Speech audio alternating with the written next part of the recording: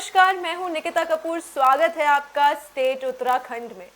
नैनीताल में बारिश से मौसम सुहाना हो गया है। सुहाने मौसम का पर्यटक जमकर लुत्फ उठा रहे हैं। पर्यटकों ने बारिश में भी पर्यटन स्थलों का लुत्फ उठाया और नौका विहार का आनंद लिया। कई जगहों पर पहाड़ खिसकने की खबरें भी सामने आई हैं। गनीमत यह है कि किसी तरह के जान माल के नुकसान की खबर नहीं है। हालांकि जगह जगह पहाड़ से पत्थर खिसकने की वजह से यातायात व्यवस्था प्रभावित हुई है। जिला मंडल मुख्यालयों को जोड़ने वाली हल्द्वानी, कालाढूंगी और भवाली सड़क पर जगह जगह सड़क पर मलबा आ गया है और लगातार पत्थर गिरने की संभावना बनी हुई है। लगातार बारिश के कारण झील के पानी में भी इजाफा हुआ है।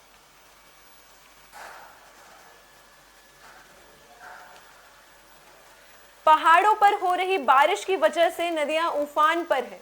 वहीं देहरादून के डाक पत्थर बैराज से 8 से 10 क्यूसेक पानी छोड़ा जा रहा है, जिसकी वजह से यमुना नदी का जलस्तर बढ़ने लगा है। पहाड़ों में हो रही बारिश से डाक पत्थर बैराज से 10,000 क्यूसेक तक पानी छोड़ा जा रहा है। बता दें कि पहाड़ों पर लगातार हो रही बारिश के कारण डाक पत्थर बैराज में 19,000 क्यूसेक पानी आ रहा है। बता दें कि जो पानी डाक पत्थर बैराज से छोड़ा जा रहा है वो हरियाणा के हथीनी डैम में जाकर इकट्ठा हो रहा है। अगर इसी तरह बरसात होती रही तो आने वाले दिनों में यमुना नदी का जलस्तर और भी बढ़ सकता है।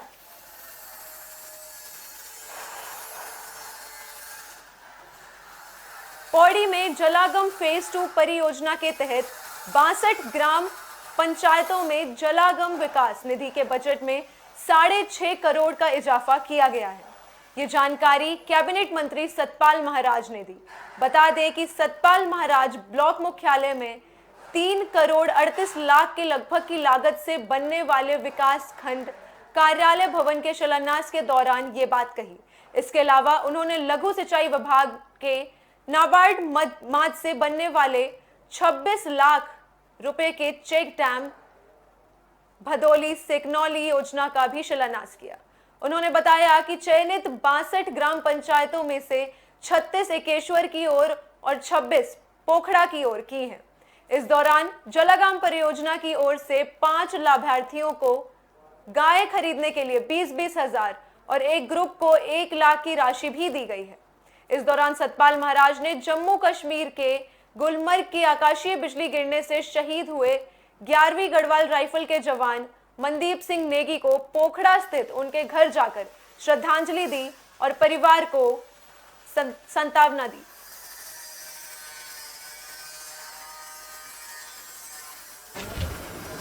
आज मुझे बड़ी प्रसन्नता हो रही है कि हमारे विकासखंड पोखड़ा में अनावासीय भवन का निर्माण के लिए ये 3 करोड़ 38 लाख और 38,000 जो है ये स्वीकृत हुआ है।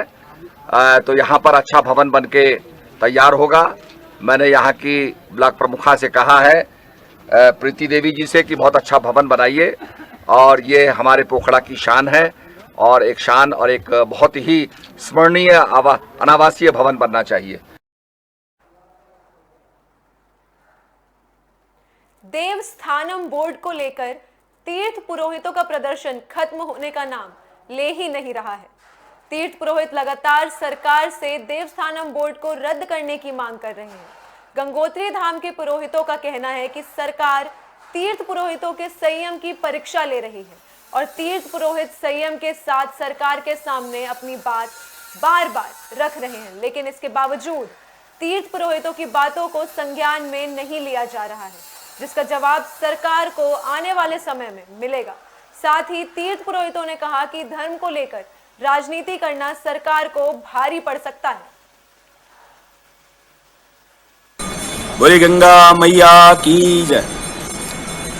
धर्म के साथ जो आज वर्तमान सरकार ने जो ये निर्णय लिया है, हम लोग इसका पुरजोर विरोध कर रहे हैं और बहुत दिनों से हम लगे हुए हैं शंखनादों की भूमि से और लगे हुए काशी विश्वनाथ की भूमि से हमने यह यात्रा प्रारंभ करी थी और आज तक इतने समय हो गया है। लेकिन इन लोगों से जो हमने ये विचार रखा ये लोग समझ नहीं पा रहे। कल एक मैंने बाइट सुनी है और कोई मुस्लिम धर्म के कोई व्यक्ति है वो बता रहे हैं कि हमारा बद्रीनाथ जो धाम है वो है। अभी 14 साल 100 साल 1500 साल पूर्व मुस्लिम धर्म को आए हुए हैं। बद्रीनाथ आदि बद्री है सब, नर नारायण की ओर तपस्या स्थली रही। आज ये सब बातें आ रही हैं तो हिंदू मुस्लिम में भी ये सब लड़ाई होगी, धर्म की लड़ाई। अगर राजनीति वाले लोग ये सब यही करवा रहे हैं, हम ये चाहते हैं कि धर्म को स्वच्छंद रहने दिया जाए। बोले गंगा मैया। उत्तराखंड में सफाई कर्मचारियों का हल्ला बोल लगातार जारी है।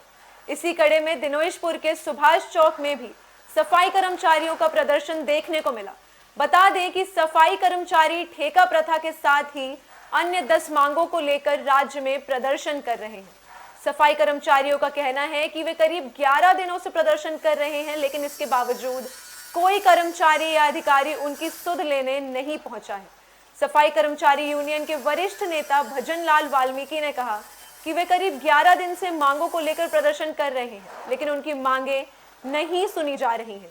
उन्होंने कहा कि ठेका प्रथा को बंद करना हमारी प्रमुख मांग है और इसके साथ अन्य मांगे भी हैं, लेकिन सरकार हमारी मांगों पर कोई सुनवाई नहीं करती नजर आ रही है।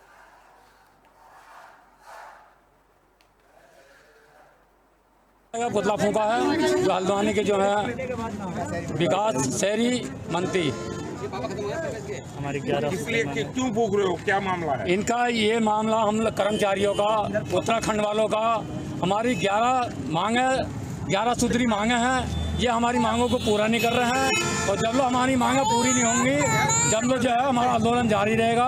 यही ये बात का कि इनके 8,000 में गुजारा नहीं होता है। इतनी महंगाई, सिलेंडर इतना महंगा हो गया, कैसे घर का परिवार चलेगा बताइए आप। यही हम सरकार से हमारी यही मांग है कि हमारे इनको इनके लिए बारे में कुछ।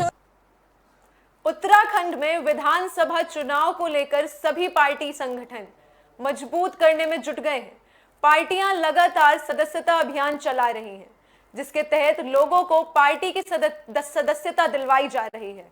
इसी कड़ी में हरिद्वार के रावली महदूद में कांग्रेस के पूर्व जिला अध्यक्ष के कार्यालय में सैकड़ों युवा कांग्रेस में शामिल हुए।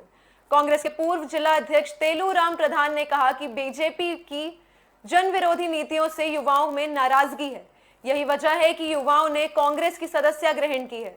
उन्होंने आगामी चुनाव में कांग्रेस की जीत का दावा भी किया है।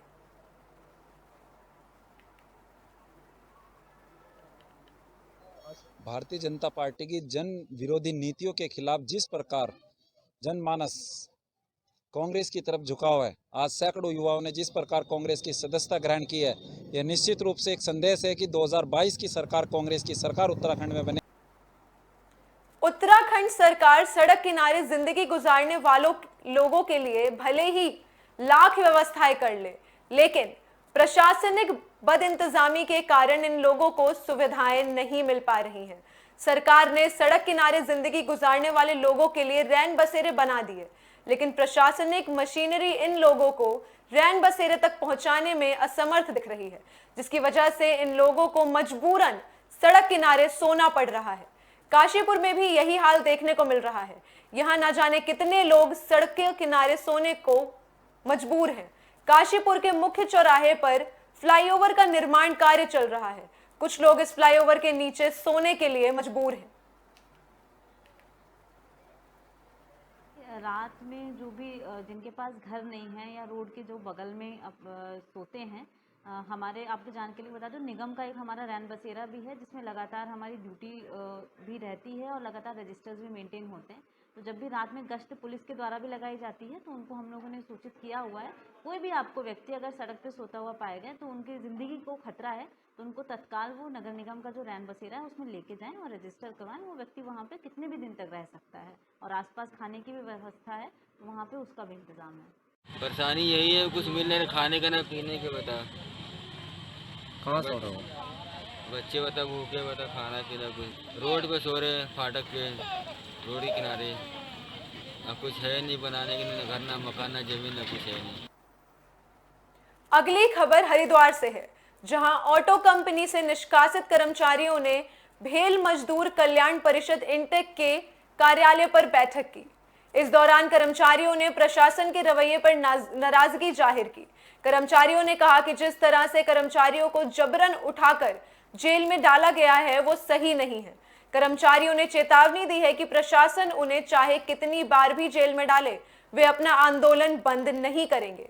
जब तक उनकी मांगे पूरी नहीं होती तब तक उनका संघर्ष जारी रहेगा। पुलिस प्रशासन द्वारा हमारे छोटे छोटे बच्चों पर, हमारी महिला साथियों पर जिस तरह से दमन किया गया, सुबह 5 बजे उठकर सोते हुए बच्चे को, दूध पीते हुए बच्चे को इन्होंने जबरदस्ती उठाकर गाड़ी में ठोस कर रोशनाबाद हॉल में इकट्ठा कर दिया, उस चीज़ के विरोध में, और हमारे 13 साथियों को लेकर जो जेल में डाल दिया गया था, उस चीज़ के कोई विरोध को लेकर हम लोगों ने आज की सभा की है। और इस सभा में यह निर्णय लिया गया कि जल्दी से जल्दी हम लोग पूरे परिवार सहित फिर से सिडकुल में। सावन के महीने में बद्रीनाथ धाम में चारों ओर शांति और भक्तिमय माहौल देखने को मिल रहा है। स्थानीय लोगों का कहना है सावन का महीना शुरू हो गया है, लेकिन अभी तक ना तो कावड़ यात्रा बद्रीनाथ धाम पहुंची है और ना ही कोई श्रद्धालु दर्शन के लिए बद्रीनाथ धाम पहुंचा है। यहाँ शांति व्यवस्था बनी हुई है, जिसका श्रेय बद्रीनाथ धाम के प्रशासन और पुलिस विभाग को जाता है। सर्वप्रथम जो है स्थानीय प्रशासन का धन्यवाद करते हुए जो व्यवस्था उन्होंने यहाँ पे बना रखी है, बहुत ही सुंदर स्थानीय प्रशासन ने व्यवस्था बनाई हुई है। मगर सरकार की तरफ से ये डुलमुल रवैया थोड़ा कुछ समझ में नहीं आ रहा है। 2 साल हो गए यहाँ पे और सभी की आर्थिक स्थिति यहाँ पे एकदम ख़त्म हो गई है। स्थिति ये आ गई है, अब रोड पर उतरना पड़ रहा है, मजबूरी हो गई है। हमारा कहना यह है कि बद्रीनाथ धाम, केदारनाथ हो, चाहे यमुनोत्री हो, चाहे गंगोत्री हो, ये उत्तराखंड के अंदर ही हैं और उत्तराखंड इन्हीं धामों से पहचाना जाता है। पर उत्तराखंड की जो गाइडलाइंस गवर्नमेंट ने बनाई हुई है वो 2 मुहैया क्यों करवा रहे हैं, जबकि पूरा उत्तराखंड खुल गया है, वैली ऑफ फ्लावर खुल गया है, औली खुल गया है, पर्यटन तो आ सकता है। देश प्रदेश की तमाम बड़ी खबरों के लिए बने रहिए हमारे साथ। नमस्कार।